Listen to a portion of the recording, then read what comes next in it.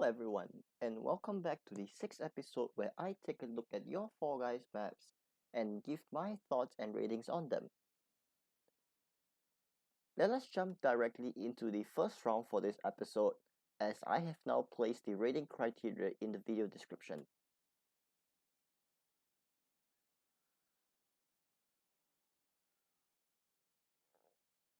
Our first map for today is titled Atomic Trials. So the description says that this is the hardest map that this person has ever beaten. This is actually a map that is created based on the older physics rather than the newer ones.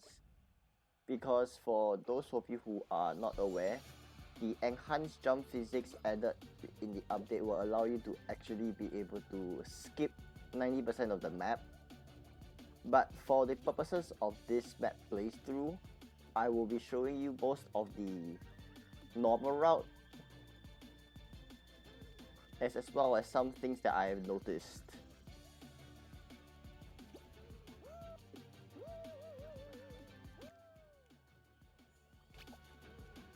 So throughout this map, you'll be seeing that I'm making more use of the reset to checkpoint function, but obviously to save most of you from watching through just me failing all over the place, I'll be only showing you the parts that I feel are constantly challenging to players.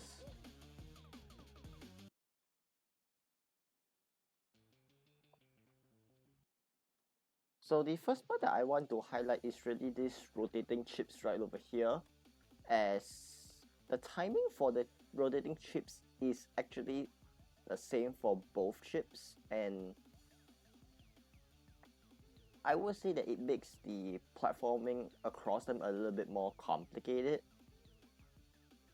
and there are still more to actually come, so please stay tuned for what I have to say about other parts of this map. Alright, so this next few checkpoints, I have absolutely zero clue why the creator placed the checkpoint backwards. Ignoring the timer of it, because the rest of the map is relatively simple to actually conquer. Then the really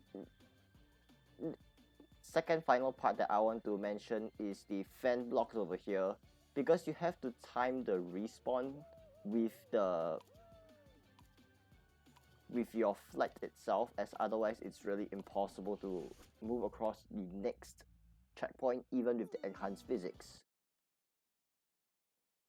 So for the final part of that map that I actually want to bring attention to, even though I am not really showing any gameplay of it, is really the final area where you have to slide yourself to the finish line after a series of doors. That section, I would say that you would need a little bit more of, let's say, the bit of luck, because sometimes your slides may not be detected correctly. The spacing itself is also a little small, and lastly, as you will reach that section a little bit later as compared to your final checkpoint, I will actually say that have another checkpoint before the massive conveyor belt section, so that players will have to rewind less, as I've already seen that the creator have inputted a lot of checkpoints, so what is really one more to help players a little bit more. Other than that, my rating for this map would be a 5.9 out of 10. Why would I give such a map this style of rating even though I classify this as perhaps a challenge map? Is because even though it is still considered a hard map, an experienced player would take around 6 to 7 minutes to be able to clear it. Whereas for obviously the lesser skilled beings, casual beings, they will most likely take the full 10 minutes to clear the map or not be able to clear it at all. But that doesn't mean that they should stop trying once they fail the map one time. The only other thing that I would say this creator will have to take note is that there is a unintended shortcut that players might take from the very beginning, as from the starting line itself there is a cube that players can jump onto, and from it, using the enhanced physics, you can actually jump onto the spinning wheel, and you can actually ensure that you'll be able to land on the conveyor belt instantly, which would bring this map down all the way directly to a 2 to 3 minute clear, depending on how good the player is with the final sliding section. And that really brings down the gameplay mechanic of the map really lower than initially expected. But regardless, that is all I have to say for this map, and let's move on to the second map for this episode.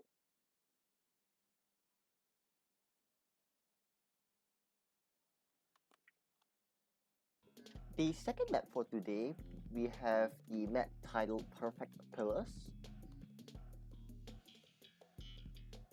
So instantly, obviously the thumbnail is not as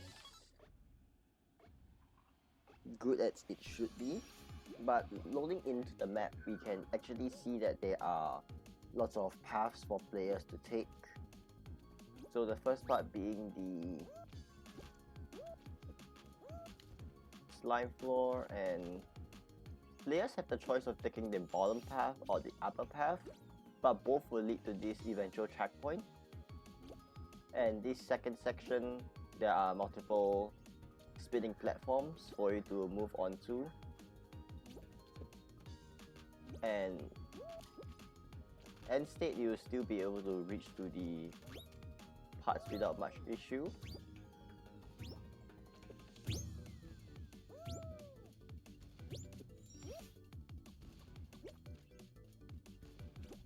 Regardless, I really have not much to say about this map, as there are really lots of paths for players to take.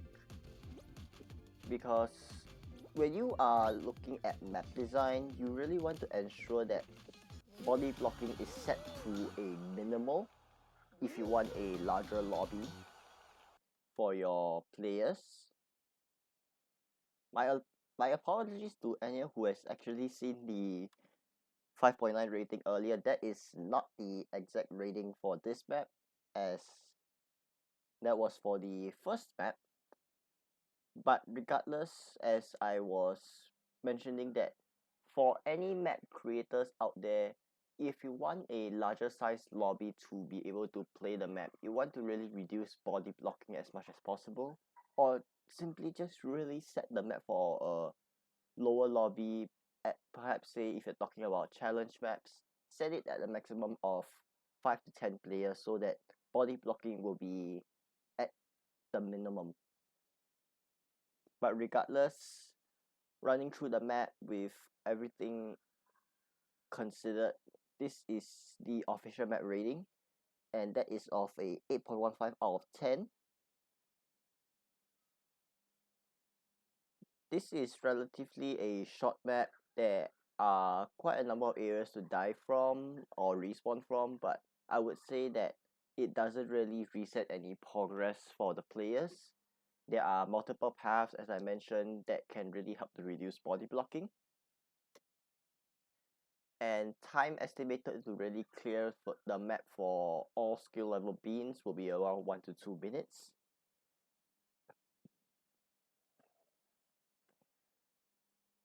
However, I would say that for a map that I'm not sure whether this is a default name that is placed in by the game, or should it be a customized map name.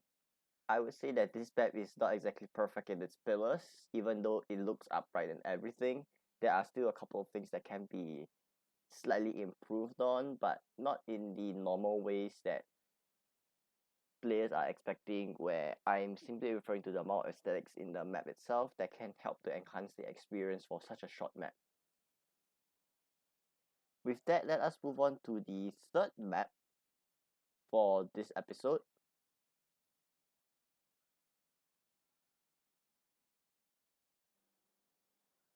Our third map for today is titled Rainbow Rapids, and The creator has put in the description that we have only 5 minutes to clear this map. However, there are just some things that I would want to point out as I run through the map.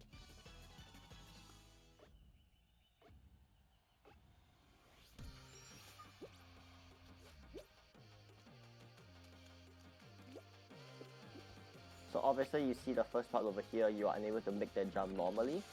So what you are actually intended to do is that you're supposed to make use of the bullet and bounce yourself in order to make it to this next section.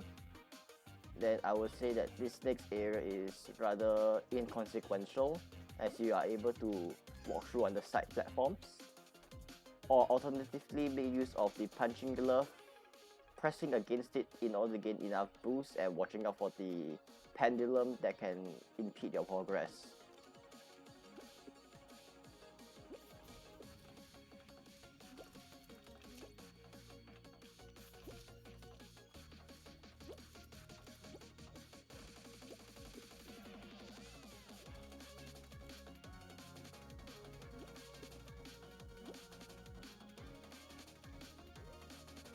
So the next thing that I want to point out is this pendulum right over here, as players are actually required to make use of the pendulum to move on to the next section. But as you see here, I would say that this map really doesn't have enough checkpoints for the very starting areas of it, as being forced to reset by that particular pendulum resulted in me being sent back directly to the start. And that is really a factor that I would say can be improved on.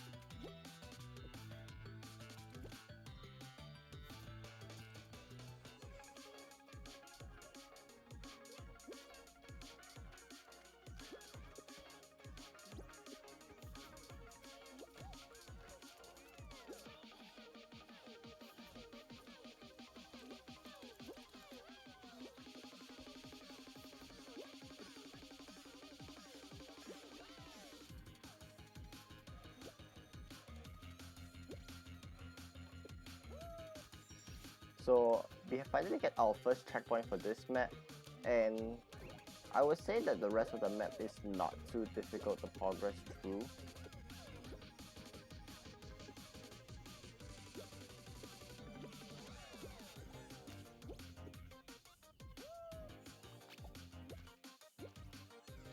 Because the relatively rest of the map is just a simple navigation obstacle course with all the different jumps that has to be done by players.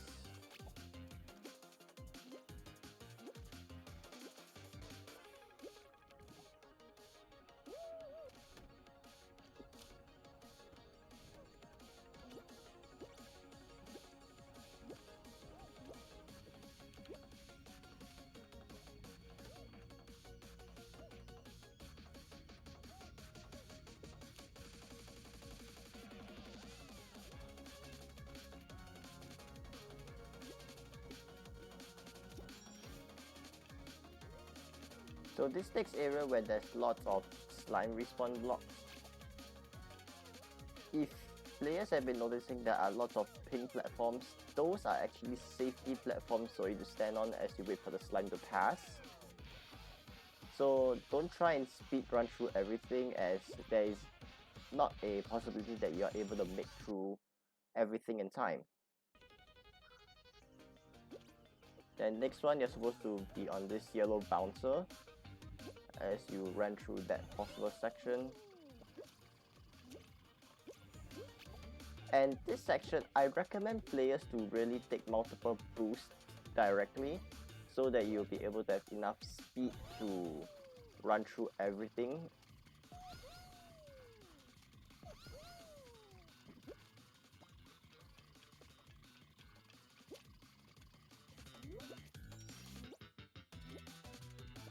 And this final area, as the fact that there's a checkpoint before this area, I would say that the hexagons will just pose a threat to players who are slower.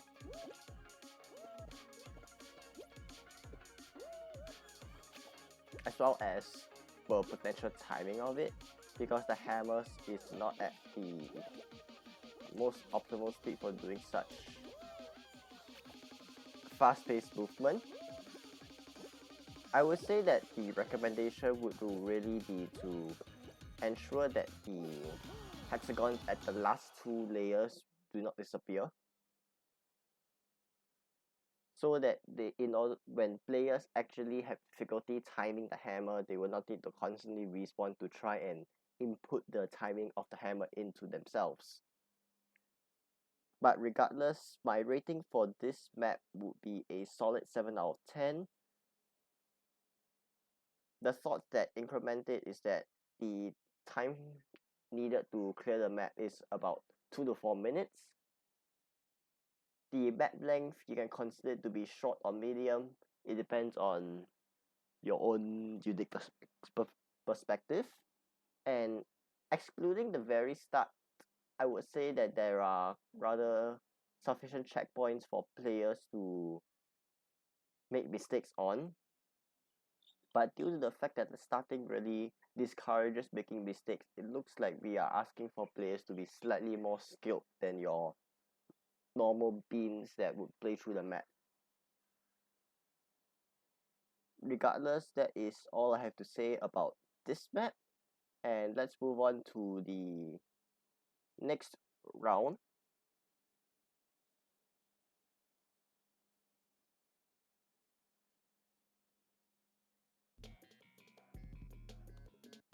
Our fourth map for today is titled Art, guys.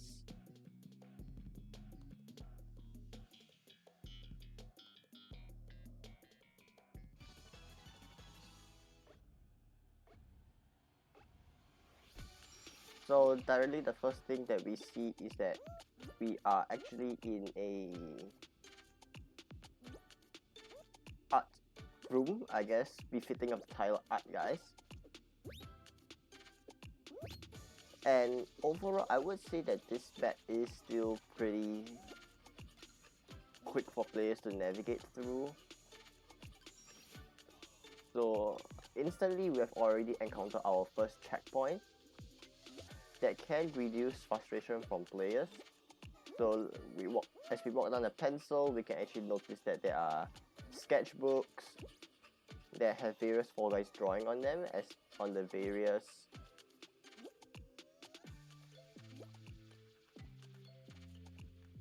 things that you can notice, whether be it the wording of Fall Guys, the word hello over here, and even a cute little game of what should we even call tic-tac-toe in the Fall Guys universe? Does anyone have any clues?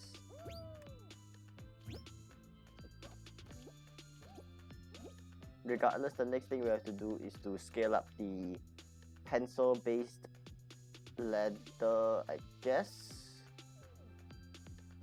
Anyways, we are walking through on a storybook, and there I go with a careless beanie. Error, I guess my bean is trying to get erased.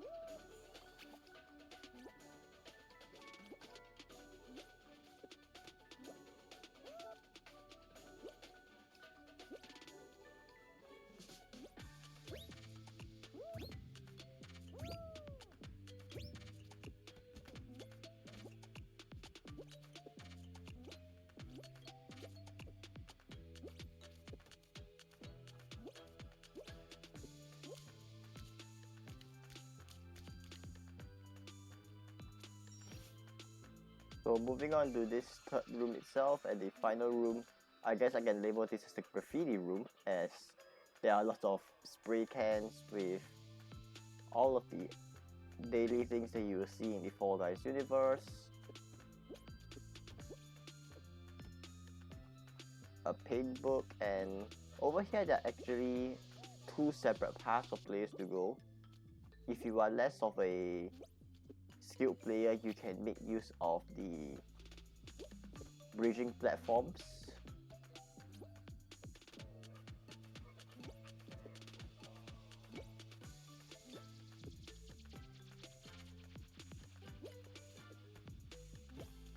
If you are more skilled, I would say that you can attempt to make use of the paint cans. I have no idea what they will be called in this scenario, in order to provide yourself a challenge in the terms of balancing. But of course, when you notice the thick in the wall, as I think most of y'all will have noticed it right before I cut the screen to black, would be that the stick itself does not have any respawn zones that players have to play hole in the wall in, and that is the thing that I am looking for when it comes to being bean friendly, as players will not have to guess where they will have to fit through in order to qualify.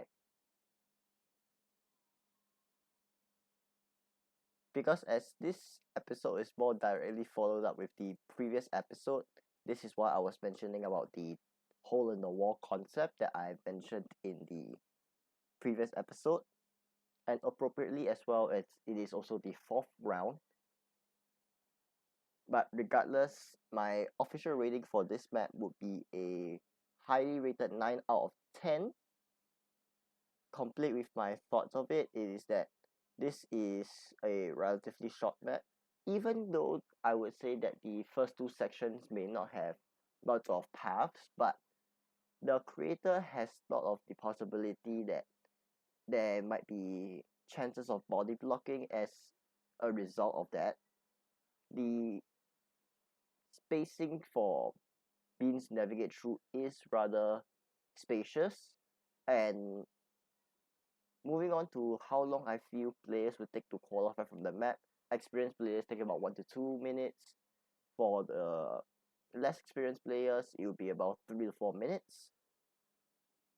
But regardless, this is still a fun little decorative aesthetic map, and let us move to the final map in this episode. And most of you will probably be surprised at the rating that I will be giving for this map, because so far my highest rating as per the previous episode was at the highest rating of 9.45, and this next map I would say that has actually breached the standard that I would be having to rate maps from.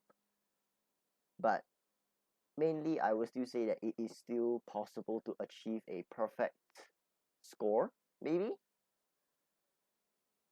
But I will discuss more as to why I gave the next map that particular rating.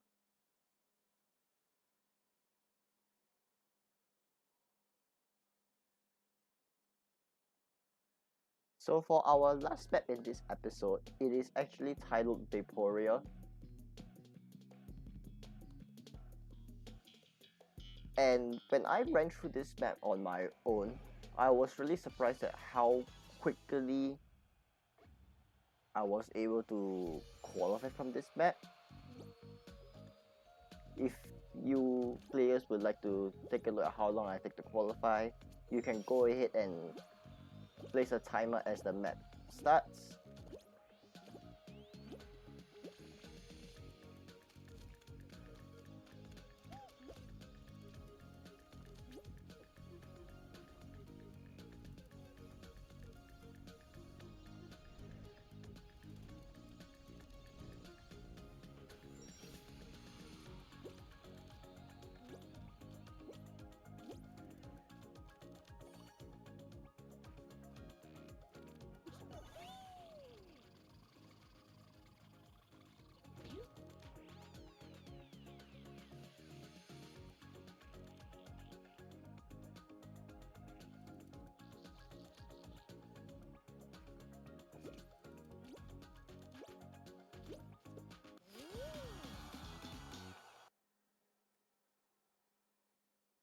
So has any one of you managed to figure out how long I've taken to qualify from this map? why not leave your comments as to how long I've taken for this fifth and final map. And let's move on to the rating that I have given this map, and it is actually a perfect 10 out of 10. And for my thoughts to accompany with it is that this is a very, very short map, as in my first initial playthrough, I've taken about the same timing that I placed for the time frame in order for me to qualify from it. Another thing that I have definitely noticed is that even though this map only has one checkpoint, it is done at the position in which that players might accidentally respawn on from due to being unable to figure out where the hammer timing is.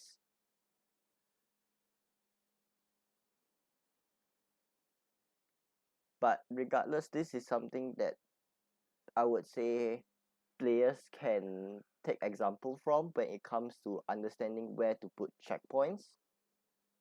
Yes, I do understand that sometimes the checkpoints can be a little bit over expensive, but do note that as from this particular update onwards, or for people who want to be a little bit more conceptual or specific time based, the Fall Forever update, they have added the invisible checkpoints, which cost 5 times lesser than the normal checkpoints. And this is something that players would definitely appreciate due to how customizable the invisible checkpoints are and how less amount of budget that it will have to be placed from for players to really make use of them to create unique interactions at any point. Other than that, I have not much else to say about this map because the shortness of the map really surprises me, and I do hope that eventually maps can be just as short or at least have enough checkpoints for players to navigate through without having much difficulties. I do actually look forward to see what type of rounds that players can create. But regardless, this is all the episodes I have for this episode. If there are any other suggestions that you would like to give me, please do not hesitate to really leave them in the comments. I will see what I can do to improve on them. And I shall see all of you on the next episode, whenever that is.